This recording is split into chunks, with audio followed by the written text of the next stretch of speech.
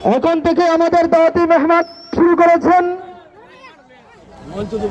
এই মুহূর্তে আমাদের মাঝে উপস্থিত হয়েছেন পূর্বদলার সিংহপুরুষ বাতিলের আতঙ্ক বলিষ্ঠ কটশীল লাখ কোটি যুবকের হৃদয়ের স্পন্দন বিশিষ্ট দায়ী ইরাল্লাহ মুসলিম মোহতারাম ওয়াসিক বিল্লাহ সাহেব আমাদের মাঝে এসে উপস্থিত হয়েছেন। এই পৃথিবীর মধ্যে মানুষ আছে, এই মানুষ আছে দুই প্রকার, একটা হলো ইমানদার আর একটা হলো বেঈমান।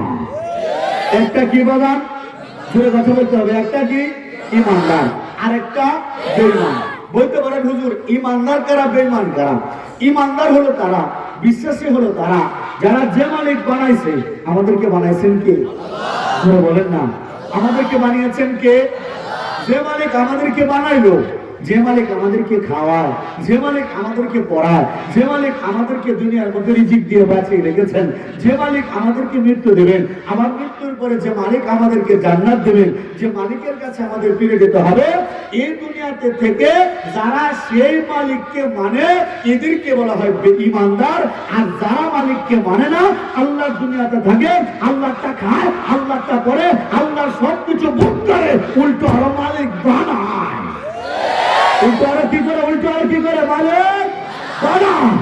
এদেরকে বলা হয় বেঈমান।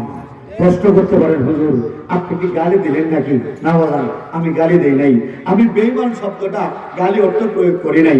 শিক্ষিত ভাইরা জানেন, সাউথের যুব সমাজ এখন অনেক শিক্ষিত, অনেক ডেভেলপ হয়েছে। আপনারা জানেন এক কথার প্রকাশের মধ্যে আছে নেই ইমানদার, তাকে এক কথা কি বলা হয়? বেঈমান। একটু আপাত দৃষ্টিতে যদি আমরা দেখি, বেঈমান শব্দটা মূলত গাদ্দার, গাদ্দার আছে না, গাদ্দার, গাদ্দারকে বলা হয় বেঈমান। উদাহরণস্বরূপ আপনার দোস্ত, কলিজার টুকরা, বেস্ট ফ্রেন্ড, বন্ধু, জিগলি দোস্ত, এই বন্ধুটা আপনি ছোটবেলা থেকে বড় হয়েছেন, একসাথে সবকিছু করছেন, এই বন্ধু যখন আপনার সাথে গাদ্দারি করে আপনার বোনকে নিয়ে পালায়া যায় অথবা আপনার বাবার বুকের মধ্যে ছুরি মারে, আপনারা এই বন্ধুটাকে কি বলেন? কথা বুঝতেছেন তো আপনারা? যখন বন্ধু গাদ্দারি করে, বেঈমানি করে, তখন বন্ধুকে আপনারা বেঈমান করে গালি দেন না? আপনার সন্তান ছোটবেলা থেকে বড় করছেন, মানুষ হয়েছে, মানুষ হওয়ার পরে বিয়ে শাদী করছে, যে বাবা যে মা এত কষ্ট করে সন্তানকে বড় করলো, এখন সেই বিয়ে করার পরে এই বাবা আর মারা চিনে না, শ্বশুর আর শাশুড়িরে আব্বা আম্মা ডাকতে ডাকতে মুখের চামড়া তুলে ফেলে, নিজের বাপ মার খবর নাই। কি কথা বলেন, আছে না নাই? নিজের বাপের জুতা ছিঁড়ে গেছে, নিজের বাপের কোনো খবর নাই, আর বানাল্লা বাপের কাছে গরু নিয়ে হাফ ডাউন করে। এরকম কুসন্তান আছে না নাই? এবং আপনারা বলেন, যে সন্তান বড় হয়ে বিয়ে করার পরে শ্বশুর শাশুড়িরা পায়া নিজের আব্বা আম্মাকে ভুলে যায়, যে সন্তান নিজের বউ পায়া বউয়ের কথায় উঠে, বউয়ের কথায় বসে, এই সন্তানটাকে মুরব্বী আপনাদের এলাকায় কি বলা হয়? বুঝলেন না? যে সন্তান পিতা মাতার কথা শোনে না, বউয়ের কথায় উঠবাস করে, বাপ মাকে অত্যাচার করে, এই সন্তানটাকে আমাদের সমাজে বেঈমান বলা হয় না? কি কথা বলেন, বেঈমান বলা হয় না? আপনার ছোট ভাইকে বড় করছেন, বড় হয়েছে, ছোট ভাইকে পড়াশোনা করানোর জন্য আপনি নিজে পড়াশোনা করেন নাই, ছোট ভাইকে পড়াশোনা করাইছেন, ঝাল চাষ করে ধান বিক্রি করে পাঠাইছেন টাকা শহরে, ছোট ভাই বিসিএস ক্যাডার হয়ে গিয়েছে, বড় শিক্ষিত হয়ে গিয়েছে, এখন আপনি গেছেন বড় ছোট ভাইয়ের সাথে দেখা করার জন্য, ছোট ভাই অফিসারের সাথে পরিচয় দিচ্ছে, আমার বাড়ির কামলা। কি মুরব্বী কথা বলতেছে তো আপনারা? এখন এই যে ছোট ভাই আপনি ছোটবেলা থেকে বড় করলেন, এখন টাকা পয়সা হয়ে বড় ভাইকে চেনে না, এই ছোট ভাইকে আপনারা কি বলেন? আমার কথাকে পরিষ্কার বাগান একটু ভালো করে, হিন্দু ভাই যারা দূর থেকে বয়ান শোনেন, আপনারা গালি হচ্ছে নেবেন না, খালি তো বলে রসিক বিলা গালি গালাজ করে না বাগান, এটা গালি না, এটা গালি না। আরে একটা বন্ধু যদি গাদ্দারি করে, তাকে যদি এই সমাজের মানুষ বেঈমান বলতে পারে, একটা ছোট ভাই গাদ্দারি করলে তাকে যদি বেঈমান বলা যায়, একটা সন্তান গাদ্দারি করলে তাকে যদি বেঈমান বলা যায়, যে মালিক আমাদেরকে বানিয়েছে, যে মালিক আমাদেরকে দুনিয়াতে পাঠিয়েছে, যে মালিকেরটা আমরা খাই, যে মালিক আমাদেরকে মৃত্যু দেবে, এই মালিককে বাদ দিয়া মিথ্যা মালিকের পূজা করা, এদের চাইতে বড় কোনো গাদ্দার হইতে পারে না, বেঈমান হইতে পারে না। বলেন কথা ঠিক কিনা? আমরা যারা মুসলমান, আমরা পাপী হইতে পারি, আমরা মুসলমান, আমরা গুনাহগার হইতে পারি,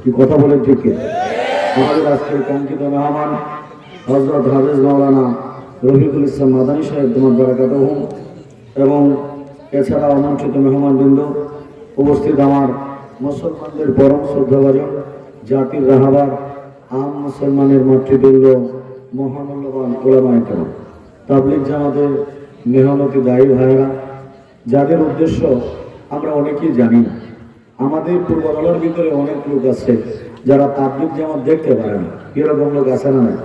আমরা যারা তাবলীগ করি আমাদেরকে নিয়ে বিভিন্ন কথাবার্তা বলে, এরা মূলত তাবলীগ জামাতের কাজটাই বোঝে না। আপনি যদি গভীর মনোযোগ সহকারে নিরপেক্ষভাবে চিন্তা করেন, খেয়াল করলে দেখবেন তাবলীগ জামাতের ভাইদের মূল কাজটা কি। তাবলীগ জামাতের ভাইদের মূল কাজ হলো বেনামাজি মানুষগুলো যেন নামাজি হয়। কি বলবে কথা ঠিক আছে তো? দাড়ি ছাড়া মানুষগুলো যেন দাড়িওয়ালা হয়, বেপরদানশীল পরিবারগুলো যেন পর্দা ওঠে, হারাম পথ ছেড়ে মানুষ যেন হালাল পথে আসে, গান বাজনা ছেড়ে মানুষ যেন ইসলামিক মাহফিলের দিকে ঝুঁকে। কথা বলেন ঠিক কিনা? এজন্য অত্যন্ত পরিশ্রম করছেন আমার তাবলীগ জামাতের মেহনতি দায়ী ভাইয়েরা। আমরা সকলে দোয়া করি এবং আমাদেরকে আল্লাহ তাআলা তাবলীগের কাজের সাথে লাগায় রাখেন। সকলে বলেন আমিন। হক্কানি পীর মাশায়েখের মুরিদবৃন্দ, আশিকিন জাকিরিন শাকিরিন, উপস্থিত আমার বড় ভাই তুল্য পিতৃতুল্য মুরব্বিয়ানে আযম এবং আমার পাশে আমার সহোদর বড় ভাই বসা, আপনারা চিনেন আমার বড় ভাই, যিনি ছিলেন মন্দিরের সভাপতি, নাম ছিল কানন বাবু। দীর্ঘ 12 বছর দেওয়ার পরে আমার ভাই আলহামদুলিল্লাহ কারামাদারে মুসলমান হয়েছে। বর্তমান নাম সুলতান মিলন রহমানী। আল্লাহু আকবার। এতে আপনারা খুশি না বেজার? আমার আরো এক ভাই, আমরা এখন 3 ভাই মুসলমান। আমার এক ভাই এখনো বাকি আছে, দোয়া করবেন আল্লাহ যেন আমার সবার বড় ভাইকেও যেন হেদায়েত দান করেন। সকলে বলেন আমিন। এছাড়া আমন্ত্রিত মেহমানবৃন্দ, উপস্থিত আমার ইসলাম প্রিয় যুব সমাজের ভাইয়েরা, যাদের কথা না বললেই না হয়।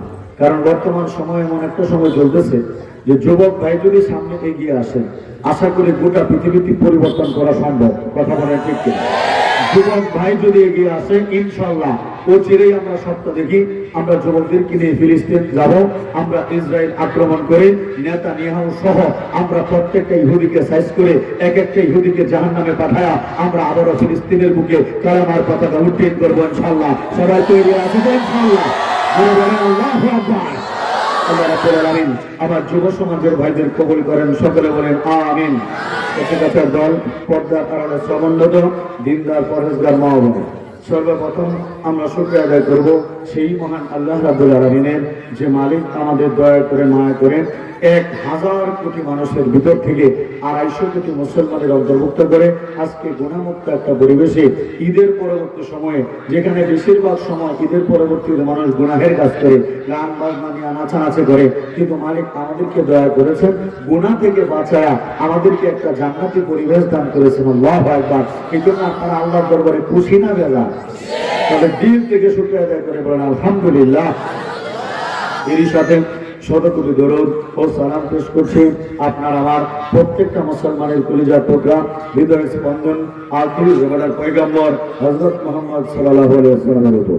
পাশাপাশি যত দূর পর্যন্ত মাইকের আওয়াজ যায়, যে সমস্ত বিধর্মী ভাইয়েরা আছেন, অমুসলিম ভাইয়েরা, যেহেতু আমি একজন দাওয়াতের কর্মী, আপনারা আমাকে কে কোন পরিচয়ে ছিলেন আমি জানি না, তবে আমার পরিচয় আমি পরিষ্কার করি, আমি একজন অমুসলিমদের দাওয়াতের কর্মী। কাফের মুশরিকদেরকে আমি কালামার দাওয়াত দিই।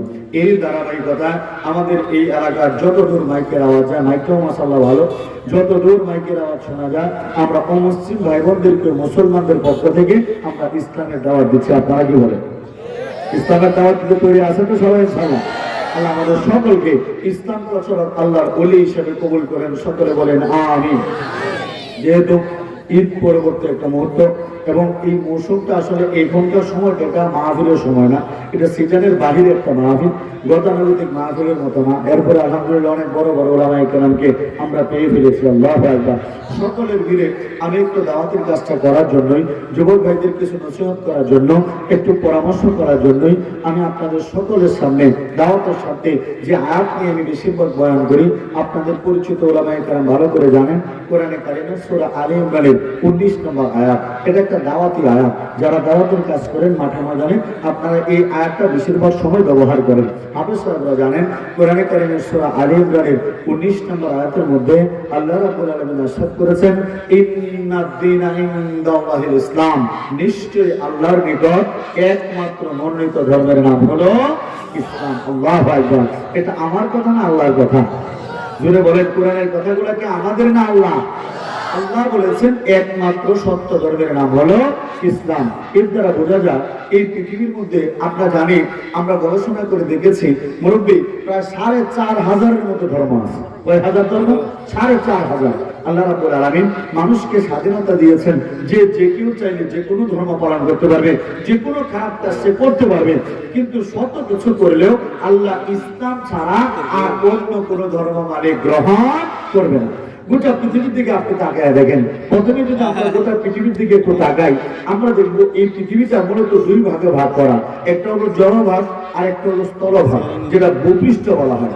যে উপরের যে বাহির পৃষ্ঠটা, এটা দুই ভাগ, একটা হলো জলভাগ আর একটা স্থলভাগ। এর মানে হলো পৃথিবীর মধ্যে 3 ভাগ হলো পানি, 1 ভাগ হলো মাটি। গোটা পৃথিবীর চিত্রটা ভালো করে খেয়াল করবেন। গোটা পৃথিবীতে 3 ভাগ কিন্তু পানি, মাটির চাইতে পানির পরিমাণ কিন্তু বেশি। 3 ভাগ পানি, 1 ভাগ হলো মাটি। এই পানি এবং মাটির ভিতরে দুই ধরনের বস্তু আছে, একটা হলো জড় বস্তু আর একটা হলো জীব বস্তু। অর্থাৎ যে সমস্ত জিনিসের প্রাণ নাই এগুলাকে বলা হয় জড় বস্তু, অসার। যেমন এই যে আমি বসেছি, আমার হাতের ঘড়িটা, আমার জুব্বাটা, আমার চশমাটা, এই মাইক্রোফোন, এই যে পানির বোতল, চায়ের কাপ, টিস্যু পেপার, কাগজ, আশপাশে যেগুলার প্রাণ নাই এগুলা হলো জড় বস্তু। আর জীব কোনগুলা? যেগুলা জীবন আছে। আল্লাহু আকবার। এই জীবকেও আল্লাহ রাব্বুল আলামিন দুই ভাগে ভাগ করে দিয়েছেন। কয় ভাগে?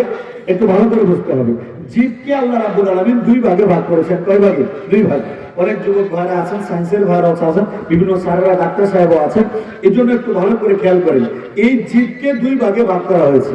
একটা হলো উদ্ভিদ জগৎ আর একটা হলো প্রাণী জগৎ। উদ্ভিদ জগৎ কোনটা? আমাদের আশপাশে যে সমস্ত গাছপালা আপনারা দেখতেছেন, বিশেষ করে এখন ধানের মৌসুম, প্রচুর পরিমাণে ধান চাষ করা হয়েছে। এই যে ধানগুলা, বড়ই গাছ, আম গাছ, জাম গাছ, কাঁঠাল গাছ, এই যে দুর্বাগুলা, অর্থাৎ যেগুলো সবুজ উদ্ভিদ, যাদের পাতার ভিতরে সায়েন্সের ভাষায় বলে ক্লোরোফিল থাকে। ক্লোরোফিল, এই ক্লোরোফিল থাকার কারণে সূর্যালোকের উপস্থিতিতে ফটোসিনথেসিস অথবা সালোক সংশ্লেষণ প্রক্রিয়ায় প্রত্যেকটা গাছের পাতার ভিতরে আল্লাহ রাব্বুল আলামিন এক একটা রান্নাঘর বানায় দিয়েছে। জোরে বলেন না সুবহানাল্লাহ। এই যে আমরা যারা মানুষ, আমাদের বাজার করতে হয়, ব্যবসা বাণিজ্য করতে হয়, কৃষি কাজ করতে হয়, এরপরে এটা আনার পরে আমাদের মা বোন রান্না করতে হয়, এরপর আমাদের খাবারটা প্রস্তুত হয়। কিন্তু প্রত্যেকটা গাছ, এরা তো আর চাকরি করে না, এরা তো ব্যবসা বাণিজ্য করে না, এরা তো নাড়াচাড়াই করতে পারে না। আমার আল্লাহ কি করেছেন? এদিক এই গাছের প্রত্যেকটা পাতার ভিতরে আল্লাহ তাআলা এক একটা রান্নাঘর বানায় দিয়েছে। পাতার মধ্যে রান্না বান্না হয়, ছোট্ট বড়ের ফুলটা এই রান্না করা খাবারটা খায়া বড় একটা কষ্ট সে বড়ই হয়। এই যে আমের মুকুল দেখতেছেন, এখন ছোট ছোট আমের করি হচ্ছে, এতে রান্না বান্না কোথায় হয়? এরা যে বড় হচ্ছে, খাবার তো দরকার, রান্না বান্না হচ্ছে পাতার ভিতরে। পাতার মধ্যে রান্না করে আল্লাহ, এটা খাইতে খাইতে আমটা বড় হয়, এক সময় পেকে যায়। আল্লাহু আকবার। এই যে উদ্ভিদ জগৎ, এটা একটা জগৎ, আর একটা হলো প্রাণী জগৎ। প্রাণী জগৎ কোনটা? আমাদের আশপাশে যারা আমরা নাড়াচাড়া করতে পারি, ডাকাডাকি করতে পারি, যেমন আশপাশে অনেক প্রাণী, আমরা মানুষ থেকে শুরু করে গরু, ছাগল, হাঁস, মুরগি, অনেক প্রাণী পৃথিবীর মধ্যে আছে। এই প্রাণীকেও আল্লাহ রাব্বুল আলামিন মস্তিষ্কের উর্বরতার দিক দিয়ে দুই ভাগে ভাগ করেছেন। একটা হলো পশু আর একটা হলো মানুষ। পশু কারা? যাদের বিবেক নাই। আর মানুষ কারা? যাদের বিবেক আছে। আমার কথা বুঝতেছেন তো আপনারা? পশু কারা? যাদের বিবেক ছাড়া। বিবেক ছাড়া যেগুলো পশু আছে, কয়েকটা পশুর নাম বলেন তো আপনারা। গরু, ছাগল, হাঁস, মুরগি, ভেড়া, শিয়াল, কুকুর, সিংহ, বাঘ, তসলিমা নাসরিন, নরেন্দ্র মোদী, শেখ হাসিনা। আমার কথা বুঝতেছে নাকি আপনারা? আমার কেউ অন্যদিকে নিয়ে, আমি বোঝানোর জন্য বলতেছি। যেগুলো পশু, এগুলো বিবেক নাই, এগুলো কি নাই? বিবেক নাই, ব্রেন নাই, ব্রেন নাই, ব্রেন নাই, সুস্থ তাদের মস্তিষ্ক নাই। কোনটা ভালো কোনটা খারাপ বুঝে না, কোনটা বাপ কোনটা মা, কোনটা ভাই কোনটা বোন, কোনটা দেশ কোনটা বিদেশ, কোনটা স্বামী কোনটা অন্যের স্বামী, এটা তারা বুঝে না। এগুলো পশু। এগুলো কি? পশু। আরেকটা হলো মানুষ, যাদেরকে আল্লাহ তাআলা ব্রেন দিয়েছে, বিবেক দিয়েছে, বিবেক সম্পন্ন আমরা যারা মানুষ আছি। এই মানুষের মধ্যেও দুই ভাগ। মানুষের মধ্যে কয় ভাগ? দুই ভাগ। এই ভাগটা আমি করেছি বিশ্বাসের দিক দিয়ে। বিশ্বাস মানে ঈমান, ঈমান মানে বিশ্বাস। যে